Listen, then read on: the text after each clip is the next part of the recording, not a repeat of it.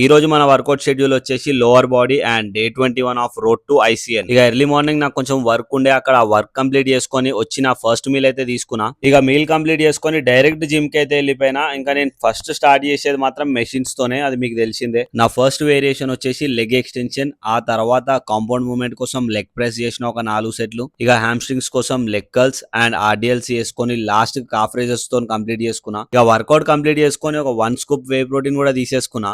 ఇక వర్కౌట్ అయిపోయింది, ప్రోటీన్ తాగుడు కూడా ఖతమైంది. ఇంటికి వచ్చేస్తా అని అనుకురా, లేలే అసలు కథ ఇప్పుడే మొదలైంది. కార్డియో ఇంకా నా స్టెప్ కౌంట్ కంప్లీట్ చేయాలి కదా అమ్మ, అవి కంప్లీట్ చేయనికే ఆడ గంటన్నర అయిపోయింది నాకు. ఇక 30 మినిట్స్ ఈ cross trainer and 1 hour treadmill మీద నడవగానే ఉన్న పానం పోయింది. ఇక ఇంటికి వెళ్ళి నా మీల్ తీసుకుందాం అనేసరికి అర్జెంట్ ఇంకో పని పడ్డది. ఆడ నుంచి వేరే దగ్గరికి వెళ్ళిపోయినా అర్జెంట్ గా. ఇక సక్సెస్ఫుల్ గా మనం అనుకున్న వర్క్ ని కంప్లీట్ చేసుకొని ఇంటికి వచ్చి హ్యాపీగా నా మీల్ కూడా తీసుకొని ఒక 1 స్కూప్ క్రేటిన్ కూడా తీసుకున్నా.